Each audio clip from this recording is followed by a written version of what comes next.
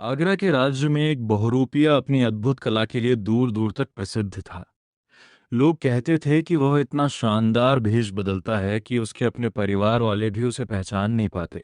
उसकी ख्यात सुनकर एक दिन बादशाह अकबर ने उसे अपने दरबार में बुलाया। दरबार में पहुंचकर बहुरूपिये ने गर्व से कहा, जहां पनाह, मैं किसी भी व्यक्ति का रूप धारण कर सकता हूं और मुझे कोई पहचान नहीं सकता। अकबर उसकी बात सुनकर प्रभावित हुए, लेकिन बीरबल शांत बैठे रहे।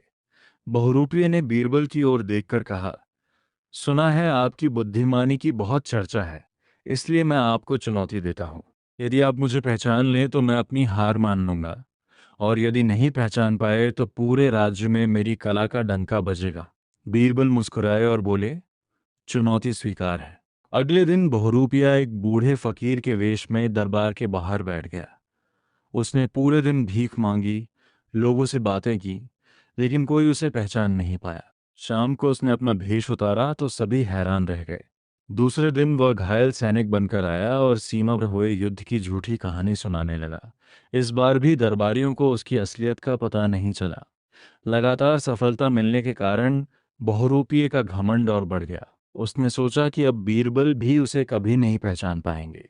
तीसरे दिन वह साधारण नौकर का रूप धारण करके दरबार में पानी पिलाने लगा। उसके कपड़े मैले थे, सिर झुका हुआ था, और वो बिल्कुल असली नौकर जैसा दिखाई दे रहा था।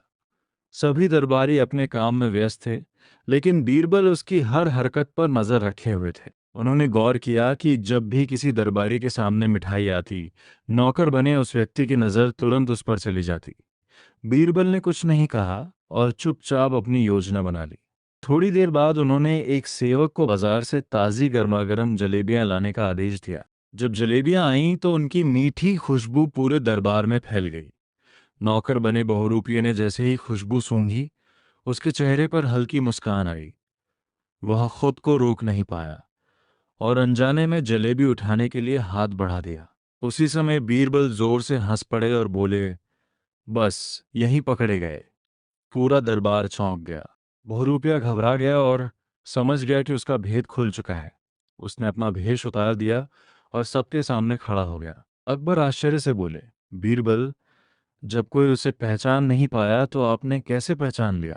बीरबल ने विनम्रता से उत्तर दिया, जहां अपना इंसान अपना चेहरा, कपड़े और आवाज बदल सकता है, लेकिन अपनी आदतें और कमजोरियां नहीं बदल सकता। मैंने पहले ही दिन देख लिया था कि इस बहुरूपी को जलेबियां बहुत पसंद है। आज मैंने उसी आदत की परीक्षा ली और यह स्वयं अपने जाल में फंस गया। यह सुनकर पूरा दरबार तालियों से गूंज उठा। बहुरूपिया ने बीरबल के सामने सिर झुकाकर कहा, आज मैं मान गया कि दुनिया में सबसे बड़ी ताकत भेष बदलने की नहीं, बल्कि बुद्धि की होती है। अकबर ने प्रसन्न होकर बहुरूपिये को उसकी कला के लिए इनाम दिया और बीरबल की बुद्धिमानी की खूब प्रशंसा की। उस दिन के बाद पूरे राज्य में ये कहानी सुनाई जाने लगी कि चाहे कोई कितना भी चतुर क्यों ना हो, सच्ची बुद्धिमानी के सामने उसका घमंड टिक नहीं सकता।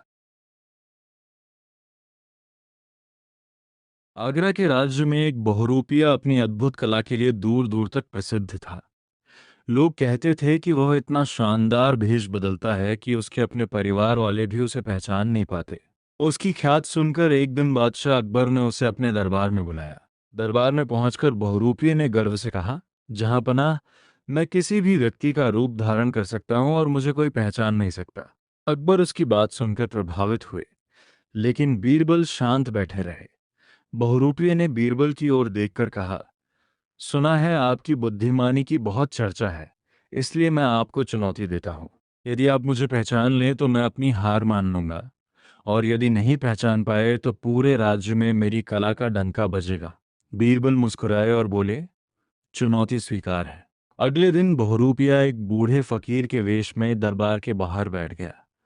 उसने पूरे दिन भीख मांगी, लोगों से बातें की, लेकिन कोई उसे पहचान नहीं पाया। शाम को उसने अपना भेष उतारा तो सभी हैरान रह गए। दूसरे दिन वह घायल सैनिक बनकर आया और सीमा पर हुए युद्ध की झूठी कहानी सुनाने लगा। इस बार भी दरबारियों को उसकी असलियत का पता नहीं चला। लगातार सफलता मिलने के कारण बहुरूपिये का घमंड और बढ़ गया। उसने सोचा कि अब बीरबल भी उसे कभी नहीं पहचान पाएंगे। तीसरे दिन वह साधारण नौकर का रूप धारण करके दरबार में पानी पिलाने लगा। उसके कपड़े मैले थे, सिर झुका हुआ था और वो बिल्कुल असली नौकर जैसा दिखाई दे रहा था।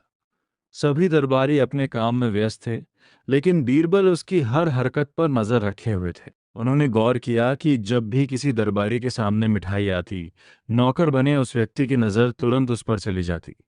बीरबल ने कुछ नहीं कहा और चुपचाप अपनी योजना बना ली। थोड़ी देर बाद उन्होंने एक सेवक को बाजार से ताज़ी गर्मागर्म जलेबियां लाने का आदेश दिया। जब जलेबियां आईं तो उनकी मीठी खुशबू पूरे दरबार में फैल गई। नौकर बने बहुरूपिये ने जैसे ही खुशबू सूंघी, उसके चेहरे पर हल्की मुस्कान आई। वह खुद को रोक नहीं पाया और अनजाने में जलेबी उठाने के लिए हाथ बढ़ा दिया। उसी समय बीरबल जोर से हंस पड़े और बोले, बस यहीं पकड़े गए। पूरा दरबार चौंक गया। बहुरूपिया घबरा गया और समझ गया कि उसका भेद खुल चुका है। उसने अपना भेष उतार दिया और सबके सामने खड़ा हो गया। अकबर आश्चर्य से बोले, बीरबल, जब कोई उसे पहचान नहीं पाया तो आपने कैसे पहचान लिया? बीरबल ने विनम्रता से उत्तर दिया, जहां अपना इंसान अपना चेहरा, कपड़े और आवाज बदल सकता है, लेकिन अपनी आदतें और कमजोरियां नहीं बदल सकता। मैंने पहले ही दिन देख लिया था कि इस बहुरूपी को जलेबियां बहुत पसंद है। आज मैंने उसी आदत की परीक्षा ली और यह स्वयं अपने जाल में फंस गया। यह सुनकर पूरा दरबार तालियों से गूंज उठा। बहुरूपिया ने बीरबल के सामने सिर झुकाकर कहा, आज मैं मान गया कि दुनिया में सबसे बड़ी ताकत भेष बदलने की नहीं, बल्कि बुद्धि की होती है। अकबर ने प्रसन्न होकर बहुरूपिये को उसकी कला के लिए इनाम दिया और बीरबल की बुद्धिमानी की खूब प्रशंसा की। उस दिन के बाद पूरे राज्य में ये कहानी सुनाई जाने लगी कि चाहे कोई कितना भी चतुर क्यों ना हो, सच्ची बुद्धिमानी के सामने उसका घमंड टिक नहीं सकता।